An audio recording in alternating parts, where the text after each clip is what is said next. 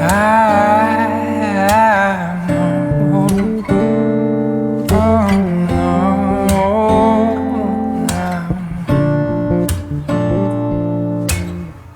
left and right, buzz like crazy. Everybody's trying to stimulate it. Spiders in the mirror and feel this can't be right. Back to the scene of a Friday night, to a blessed collision still frozen tight. Spear drinkers, Cupid and the sound of her first chime. And why did you argue? We're dreaming of those eyes, the best part of my life. And when we make love, babe, don't make a sound, the clock won't turn around. Ooh, you turn around, 2,000 little fires. And ooh, your siren call is spreading.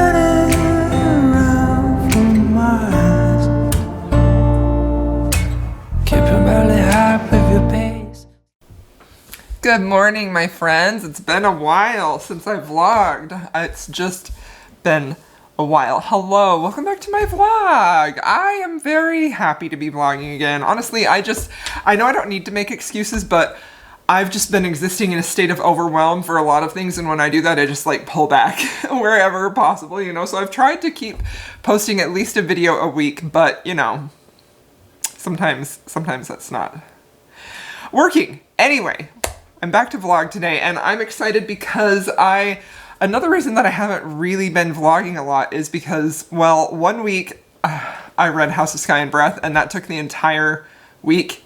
That book took me forever to read, and I just didn't really feel like vlogging it because I don't really know why, I just didn't want to.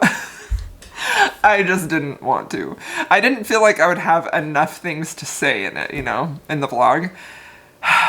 Anyway, this vlog is getting off to a chaotic start. So I have felt, and I've talked about this in a lot of my recent vlogs, like I've felt like a reading slump is like coming. Like I get a little slumpy and then I find a book that's able to like pull me out of it, and so I don't officially get into like a full-fledged slump until like the end of February. And I just really struggled with reading in February. I did have some books that I loved, but it didn't seem like I had as many as I usually do, and it felt like I was having more misses, and not even necessarily misses, just like books that I felt almost like ambivalent towards. I haven't filmed my February wrap-up yet. I will as soon as I have some time, so probably this weekend.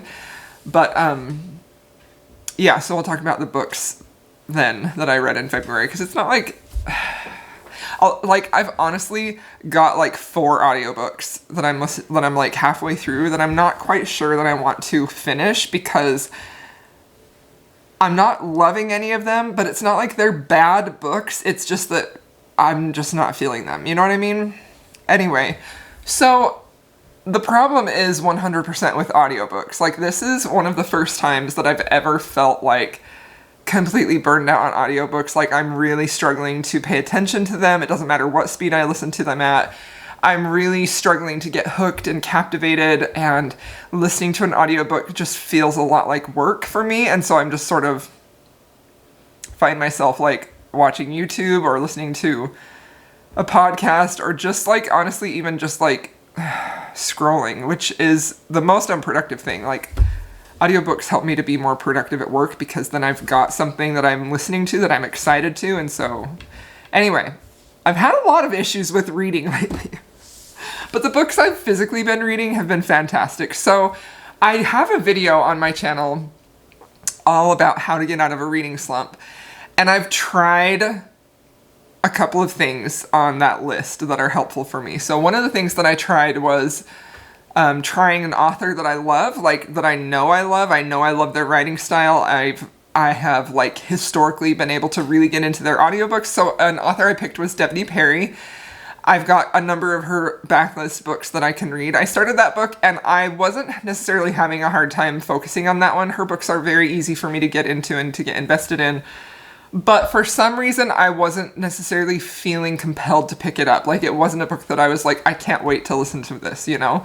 And that's just been a summation of all of my struggles with audiobooks, is I have yet to find one that I'm like, I can't wait to pick this up again. So that didn't work. Trying a beloved author, that didn't work. So then my next option was to pick a mystery or thriller. Now, this is something that I used to do a lot, because mysteries and thrillers are written in a way that they usually will instantly grip you and captivate you. And that component of them that is like, who did this? Like, trying to figure it out, like you need to know the answer, for me has always been a way to get me out of a reading slump, because I'm just like gripped and I have to know what's going on. So my husband is a big fan of mysteries, and he went through like an Agatha Christie phase last year. And he didn't really know that I was slumpy, but he was talking to me about And Then There Were None. And he said, I want you to listen to this because I want to see if you can figure out who the murderer is. And I was like, okay, I will. But I also was like, I'm slumpy. I don't know how it's going to be. So y'all, I had to start that audiobook like 3 times. And I had the hardest time getting into that book. It starts with like, so, And Then There Were None is basically the plot of 10 characters are sent to this island, and for different reasons. They each are contacted by a different person that gives them a plausible reason to go to this island. Once they get there, each of the 10 characters starts to die, and there are only the 10 people there on the island, and so the whole mystery, you're trying to figure out which of these 10 people is the murderer. It was fascinating. And after the initial struggle I had getting into it, I actually ended up getting the Kindle book, which was only $2.99, and reading along with it so I could keep the characters straight.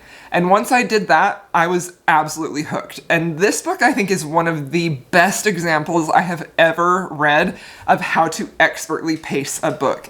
Because this book is very short. It was like a 6-hour audiobook. And in the beginning, it is very, very slow. It's laying the groundwork of the characters, their background, why they're here. They each are accused of some crime that they're guilty of, but nobody really knows it except for them. So that comes into play later. So you know a little bit of their backstory. But it was so fascinating to me how this book starts with just such a very, very slow, simmering plot. And then the tension just keeps like skyrocketing up until the very end. Like, I read this in a day. It was fantastic. I gave it 5 stars. There is definitely, this book was written in 1939.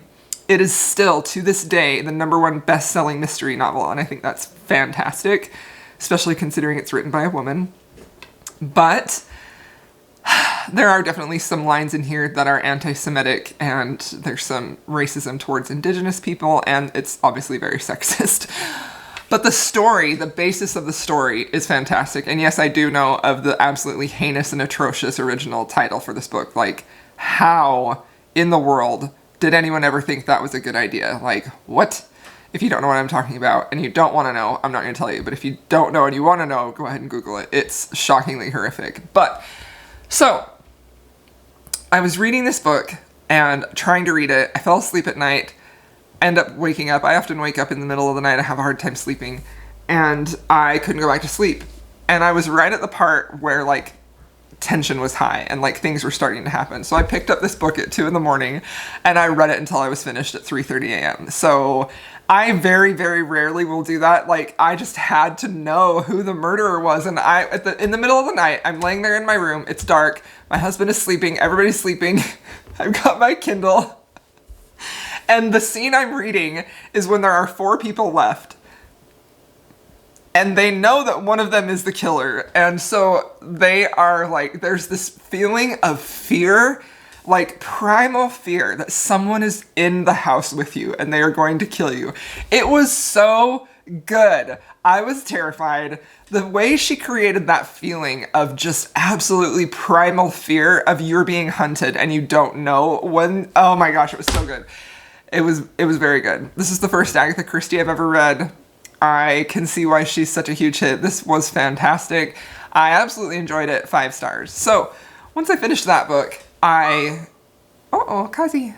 Once I finished that book, I wasn't quite sure what to pick up next. Like, I was still sort of feeling like I'm worried. Like, I was almost having like an anxiety of, I don't want to start another audiobook and not feel it, because literally I did that so much in February and they're still like languishing in my library. I just didn't finish them. So I tried another Agatha Christie and I had a hard time focusing on that one. I want to get back to it. It's Murder on the Orient Express, I believe. And then I tried a Devney Perry. Again, I mentioned that. I tried a Devney Perry. That one is good. It's part of her Mason Jar series, but I just wasn't gripped and hooked. So I just didn't end up listening to anything. So that was yesterday. So today, I thought, you know what might be helpful? Now, I am not a huge rereader. I would prefer to read something new than to reread something. I love new stories, you know? But the way that I've been having such a hard time focusing on an audiobook, I thought, you know, it might be helpful if you pick up a book that you know the story of, that you haven't read in a long time, and that sounds appealing to you. So that's exactly what I did. And I decided to go with Wicked in the Wallflower by Sarah MacLean. This book I just featured in a video I did with Tiffany about books. I think it was books that opened my mind. I read this book about 2 years ago and I absolutely loved it. Like, this book created my obsession with Sarah MacLean. Like, I just completely die for this woman. I think that she's so incredible. So I'm listening to this. I'm having a great time. It is a reread for me, but this is only the second time that this is my first reread, so it's my second time through. And it's a modern historical romance. It's a very modern feeling historical romance, and I feel like that's maybe why I connected with it so much, because this was the first historical I read that felt very modern, that felt very powerful, that felt very sexy, that felt a little bit modern day dramatic, that I just really, really loved. This book also opens very interestingly from the hero's point of view, which I really, really love. So I love this series. It's all about these four children who were, like, there's also a little bit of a magical component because, like, some of the boys were born at the same day, at the same time, and it's all surrounding, like, this duke and his, you know, like, byblows, basically, and he ends up having one child who he believes this duke is, that he believes is going to be his heir, that it's going to be a boy. It's his legitimate child, except for it's a girl. So all four of them sort of band together as children, and they bond, and then something tears them apart, and they're separated, and they become enemies with the boy that the duke chose to be his heir, and, like, sort of unclaimed the girl. So it's very dramatic. It has very strong, like, Peaky Blinders vibes. Like, even Sarah MacLean has talked about how the devil in here, like, she based him off of the Peaky Blinders guy, which the name has completely left my head. I know exactly who he is, but, you know how it goes when I'm in a moment and I'm like, I can't think of it. So I feel like this vlog is so chaotic and I'm very sorry, but I have so many thoughts and I want to share them with you. So this book begins from the hero's point of view. He's at a ball, and the opening scene, we have a little bit of background history about him and his siblings, and they're basically like this adopted found family, and he is at the ball for the current duke, who, you know, his father died. He's one of the boys that they separated from, and he is, the hero devil is there for reasons, plot reasons for the duke, and he sees the heroine, and he sees that she has just escaped the ball. She came out in the dark, and the way that she's described in the beginning of, like, he sees her long, elegant neck, and he's just struck with her presence. Why is she out here? You know, she seems different from typical ladies of the ton, and he is just very, almost instantly enamored with her, but he doesn't let on. Like, Devil is a very closeted man. Like, I think that's one thing that really appeals to me about his character is when he reveals his feelings with Felicity, the heroine, they're very real, they're very palpable, and it's something that he doesn't usually do, and I just am a sucker for that hero, honestly. So they have this really beautiful, powerful meeting. It has such an interesting commentary on Felicity, who is a spinster. You know, she's definitely been pushed aside. She, in a previous book, showed up as being an option for the Duke, and the Duke rejected her. You know, that was all in one of my favorite books, The Day of the Duchess. And so she's basically on her last chance to try and snag a Duke to marry. And she doesn't really want to, though, but she sort of is at this point where she feels like, I need some options for my life, but I want to be able to make them, but she feels like she can't, you know? So this story is just so compelling for me. I just love everything about it. Sarah McLean, to me, is a very masterful writer. And this wasn't my first Sarah McLean, but this was the first series, the first book of hers that just made me completely fall in love with her. And I love all 3 books.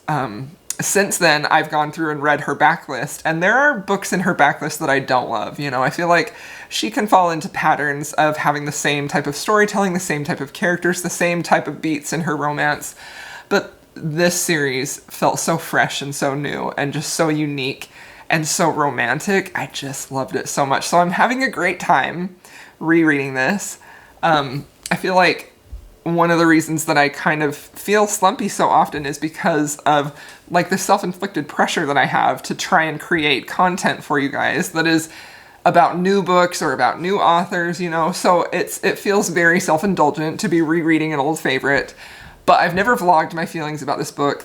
I read this like either right at the beginning of when I started my channel or before I started making videos regularly. So I'm excited to share my thoughts with you about this. I'm just so happy to be reading a book that I'm loving, and I can't wait to listen to this audio again when I start working. I just got home from the gym. So there are my long, elaborate thoughts on where I've been and how my reading's been going, and wasn't good, now it's good, so let's hope that it continues. But I do have some mail. Book mail, obviously. I wanted to share with y'all. I cut the tops off, but I haven't looked in it to see what I got. So this looks like it's a book from Genevieve Cozart. She has a really great Etsy shop. Oh my gosh. Oh my gosh, Genevieve, I can't believe you sent me this. I'm dying. Look at what she sent me. She sent me this original Sky OMalley. I am obsessed. I cannot believe, I had no idea she was sending me this. I need to open it. This is the funnest surprise that I've ever had. At the end of the year last year, I did a reading vlog as part of a group that we're collaborating that Jess had asked us to from Peace Love Books, all about reading books from the year you were born. And one of the books that I picked was Sky OMalley. This book was published in 1981. It is absolutely a bodice ripper style of historical romance. And I honestly became obsessed with this book. This is not anything that you would expect from a modern day historical. It's absolutely bonkers. It's bonkers, but it's so completely compelling, and I just was very obsessed with this. So I bought a new copy, and I could not find the old one, and I am gobsmacked that Genevieve found this and then sent it to me. I love this so much. This is a prized possession. This book, if you want to read like a piece of historical romance history and you want to really experience a full-on bodice ripper book with a completely bonkers over the top, I would recommend this. Like, don't go into this thinking the romance is going to be fantastic, but just to experience this book, like, I recommend it just for the experience. It will have you being like, what is going on? Like, oh my gosh. It says there has never been a woman like Sky OMalley. There has never been a novel like Sky OMalley. That is absolutely true. Honestly, I kind of want everyone to read this book because it's bonkers. It's definitely dark, like triggering. There is some non-consensual stuff in here, incest. It's bonkers, but it's fascinating. So thank you so much, Genevieve. I'll have her Instagram and her Etsy shop linked down below. I am ecstatic. I cannot believe you sent this to me. This literally just made my entire day. Thank you so much. And now I have another package from Amazon with a book in it. Oh, I'm very excited about this. This is from Tiffany. She just started a YouTube channel recently. I did some videos collaborating with her. So I'll have her YouTube channel linked down below too. It says, I had so much fun collaborating with you. She sent me 2 other books and I posted about them and she's like, I have one more coming, but it's not. And like, she didn't have to do that. That was the kindest thing. I love Tiffany. She has the funnest Instagram stories, and I'm so glad that she finally started a YouTube channel because she has really great insight into the books that she reads, and her personality is just so entertaining and so fun. So if you haven't subscribed to her, please go do so because she's a freaking gem. So look what she gave me.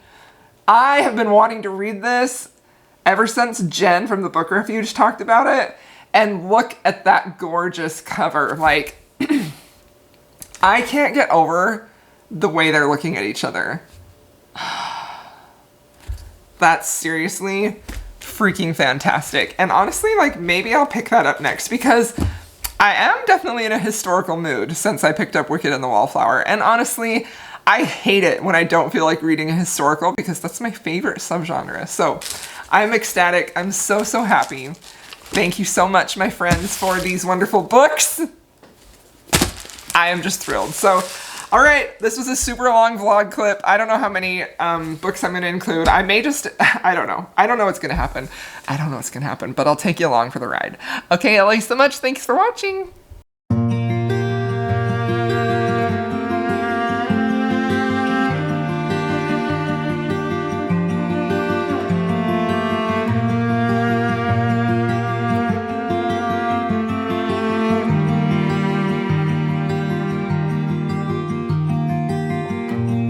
The last breath of summer is blowing down our necks,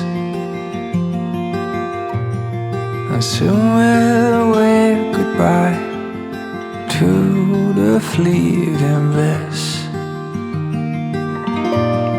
Because you are like a tidal wave, ripping up my life, not living without a trace. And you know that I'm your silent patient. You know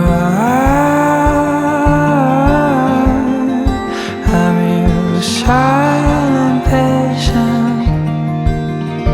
I've been waiting to roll me up.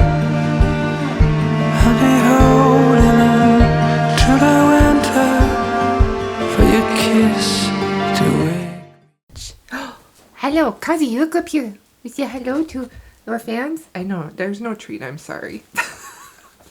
But look at the camera, look at your people. Look, you say hi, huh? Yeah, good boy. I don't have no treats, I'm sorry. Hello friends, welcome back. It has been several days since I updated you last. I've been reading at a much slower pace than usual, and a lot of that is just because I know I talked about it earlier, I'm really having a hard time focusing on audiobooks. It still is persisting. I don't know why, I wish I knew.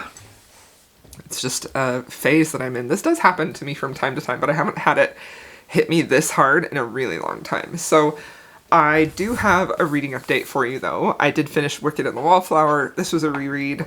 I adore this book. And you know, I was really nervous about going back to this because I haven't read this it's been 2 years since I read this, and I was very much new to Sarah MacLean and her writing, and I was really worried about how I would feel about this book because at the time that I read it, I was just gobsmacked with the incredible talent that Sarah MacLean has and how convincingly she wrote a story that had me not only swooning for the romance, but also just rooting for these characters in their lives and getting so invested in them.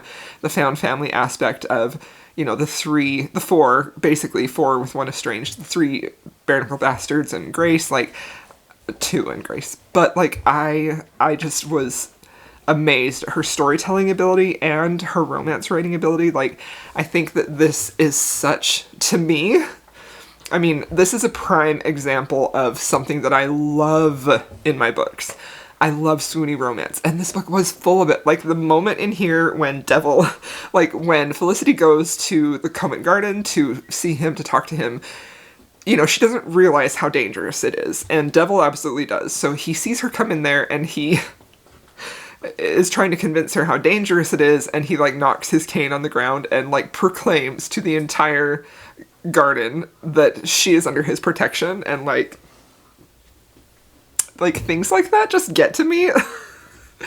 And then there's a scene in here, like, I don't think I saved it, I should have. I posted a TikTok about it, but another time when she comes to, it may have been the same time. I can't remember exactly, and I just read this book. My memory is poor. But she was almost like, not attacked, but, you know, she was kind of roughed up a little bit by some of the men in the garden. And one of them, like, touched her and, like, pulled her hair. And Devil stops it, breaks it up. And he says to her, are you okay? Are you sure you're okay? They touched you. How dare they touch you? And then she's like, no, I'm fine, I promise. And he like grabs her hair and touches it. And there's this moment where he says, he touched your hair and I did not. And I just like, you guys, like stuff like that just gets to me. Okay. Like I feel like this has very sort of like subtly romantic, possessive, protective vibes in there from the hero that don't at all feel over the top to me. They are just like the perfect sentiment just sprinkled throughout the book.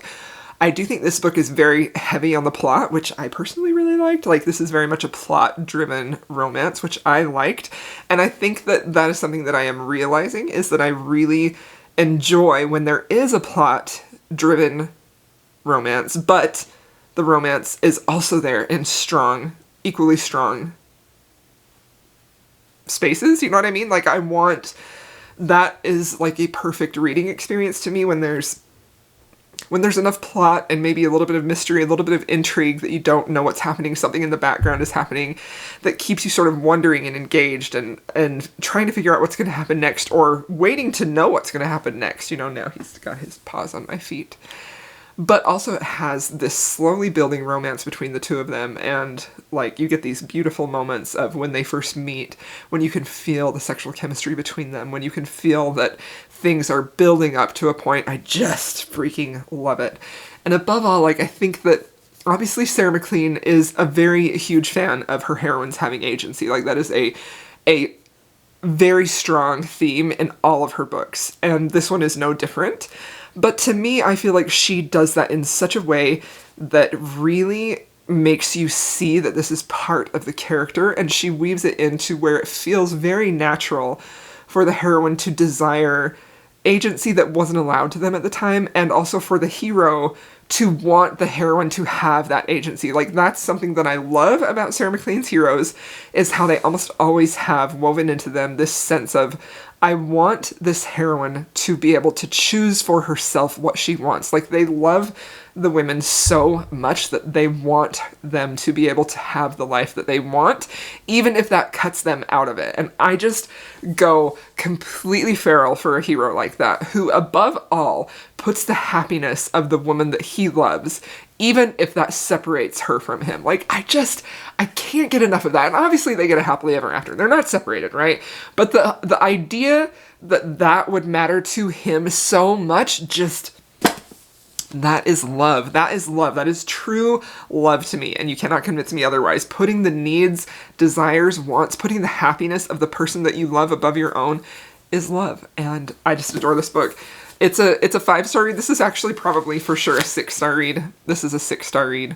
I love it so much. It made me so happy to read this, and I just had the best time. I just loved it. So... I'm so happy that I loved that book as much as I remember, even more. And I loved that I was able to go into that and find little gems that I wasn't expecting or that I missed the first time. And I also really loved the allusions that we see to the characters that come in Bombshell. Like, that was super fun also. I loved that very much. So, tea time, tea break. But also I had to say goodbye to my son. He was leaving for work. So, then, after I finished that, I had a little while where I I wasn't sure what I wanted to read, and I wasn't sure what to pick up next, and I feel like every time I feel deep in a slump and I find some books that like get me out of that, like there's this anxiety around the next book that I pick, like it's gotta be a good one, you know, because if it's not, then maybe I'll get slumpy again. Like, I don't know why I'm stressing out so much about this. This is telling you a lot about my personality. So I wasn't sure what to read next. So something that I did is I actually started a couple of different books. I started A Daring Arrangement by Joanna Shupe. This is actually the series of hers that I haven't read.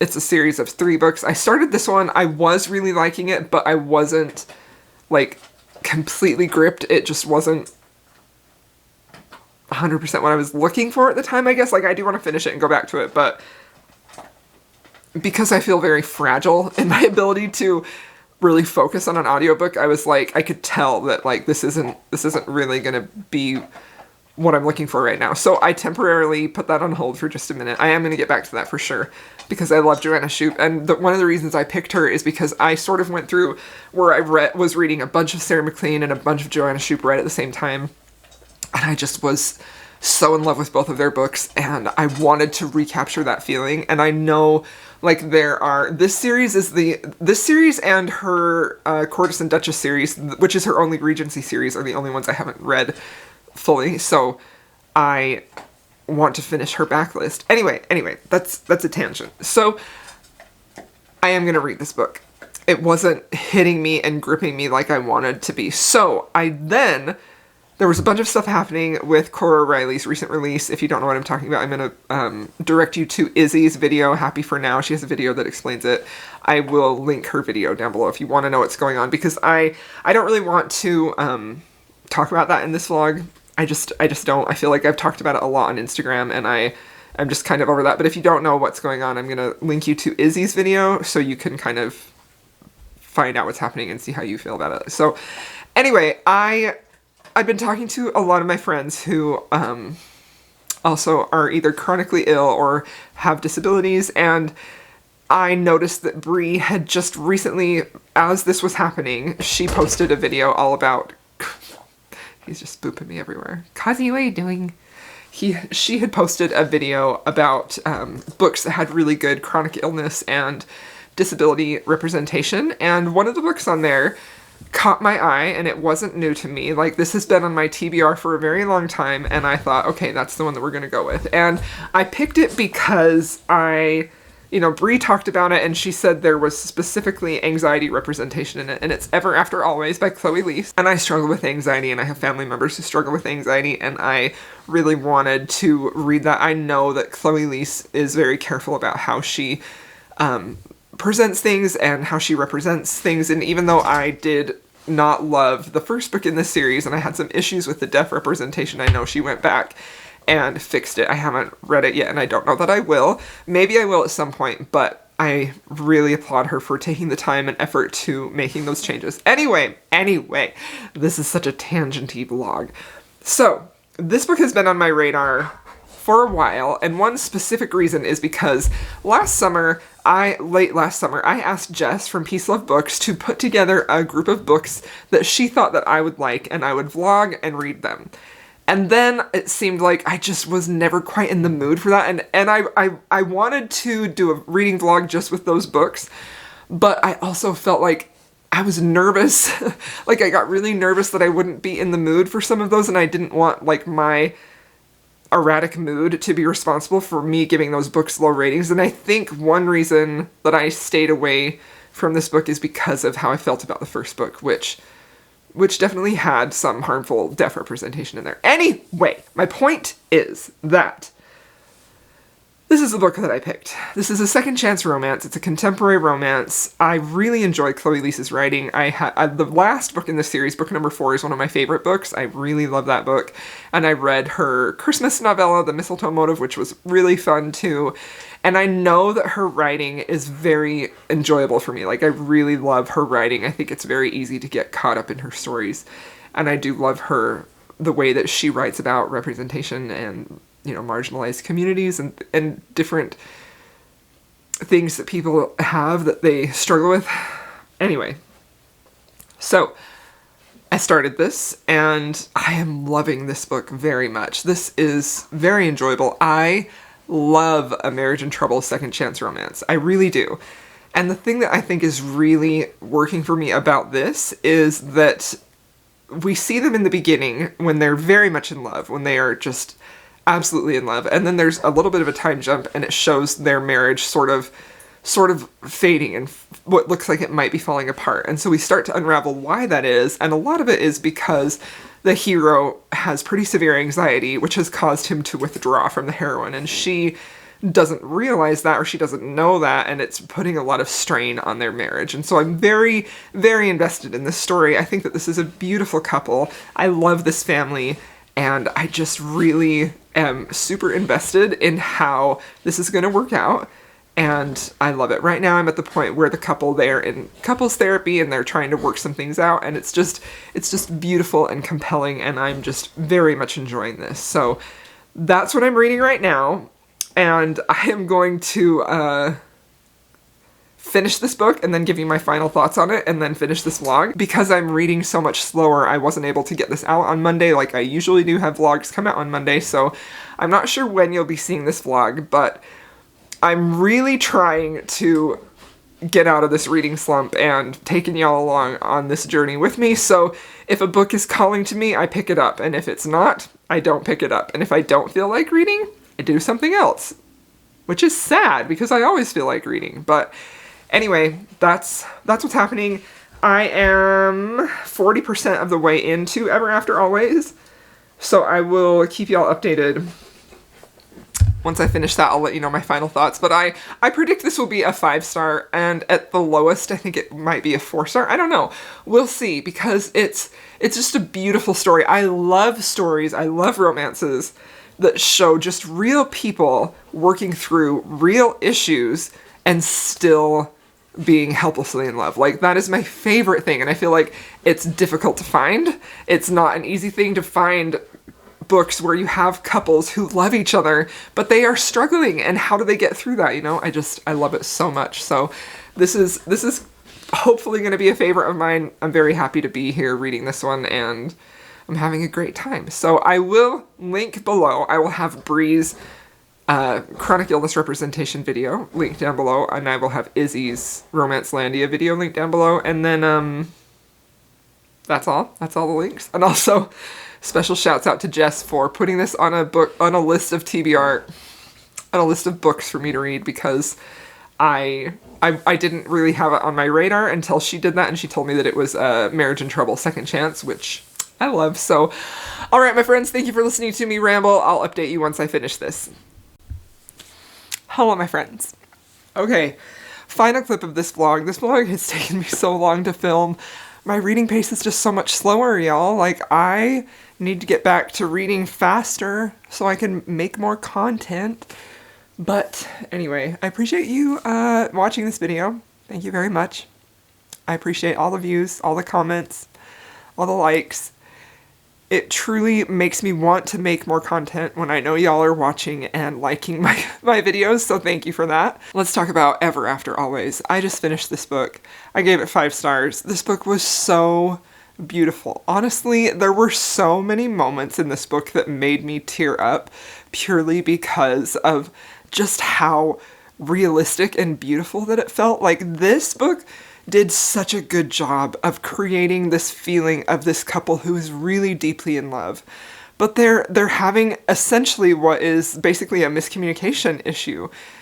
Aiden is really struggling with his anxiety, and because he doesn't really know how to deal with that, he's doing the best that he can. He ends up withdrawing and sort of separating himself from Freya, the heroine, and she's misinterpreting his withdrawal as he doesn't like her, he's not attracted to her, or something is there, when really, when we get to see into Aiden's head, we see everything that he's focusing on, and it's all for her. And I just felt like this was extremely relatable. I think this was a very realistic and beautiful portrayal of a couple that had been in a long-term relationship. You know, they've been married for like 12 years, and they love each other, but something wasn't quite working. And I loved so much how much they worked and tried to get that back and to have things work again. And it did, and it was just one of the most beautiful portrayals of love that I have ever seen. Like, honestly, there were so many moments in here where you could see each character making these little gestures or these little steps forward, you know, like putting themselves out there a little bit, making themselves a little bit vulnerable, which we all do that in relationships, but sometimes it still is hard, even if you've been with someone for a really long time. Sometimes you can hurt each other, and then you have to be willing to be vulnerable again, you know, and I just felt like it was so perfectly executed. This was such a beautiful book. Chloe does an amazing job of making you feel like these are real people. She does such a great job of building characters with so much nuance and so much depth to them.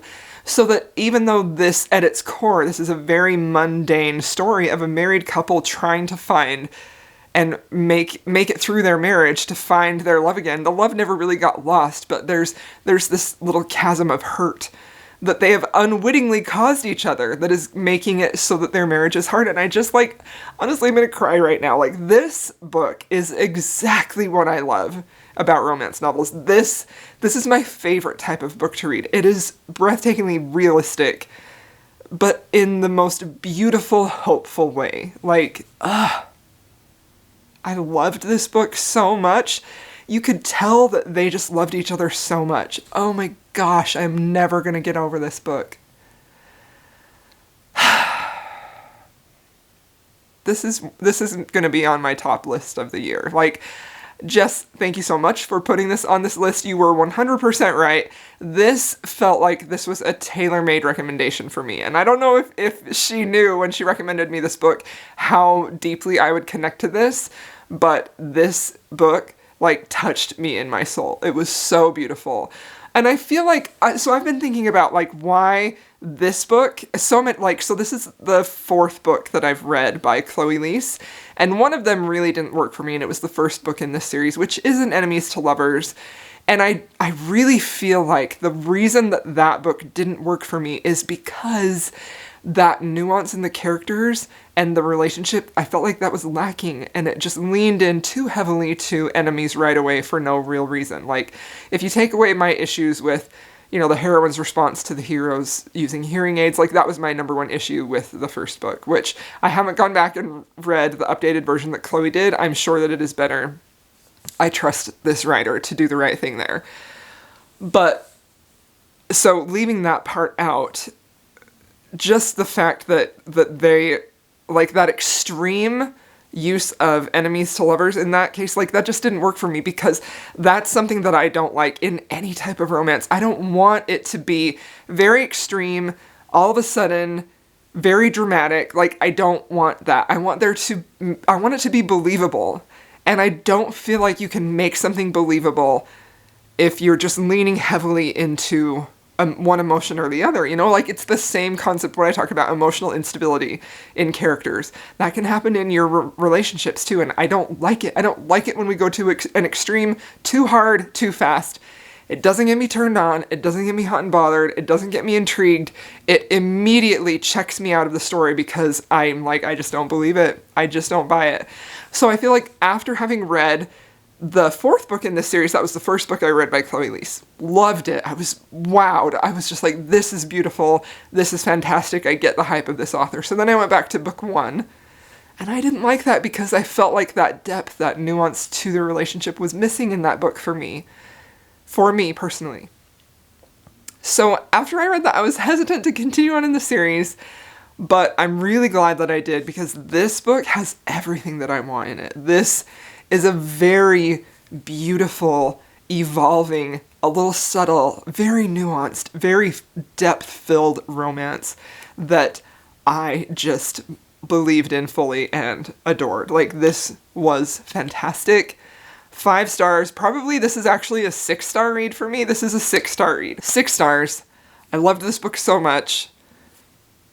I honestly don't have any critiques for it. I'm not saying there aren't any, but I'm not critiquing it. My enjoyment of this was so high that I don't really want to critique it. I don't see a need to critique it. So, all right, we're gonna finish this vlog. Talked about 3 books, and I hope you enjoyed coming along this little journey of trying to get myself out of a reading slump. I really didn't anticipate it taking this long. I do feel at this point like the reading slump is still kind of there, and so I'm a little, like, as I go to pick my next book, I feel a little bit of anxiety, like, is this gonna put me in a slump again, you know? But I, obviously, like, I'm a reader, so I'm gonna pick up another book, but the things that I did here worked for me. So, trying a different genre, rereading an old favorite, and reading the first book really that piqued my interest, which was Ever After Always. Like, I'd known about this book for a long time, I'd had it recommended to me. That's my husband. Anyway, thank you so much for watching, my friends. I'm going to talk to my husband. Hope you enjoyed this video. Sorry for the quick exit.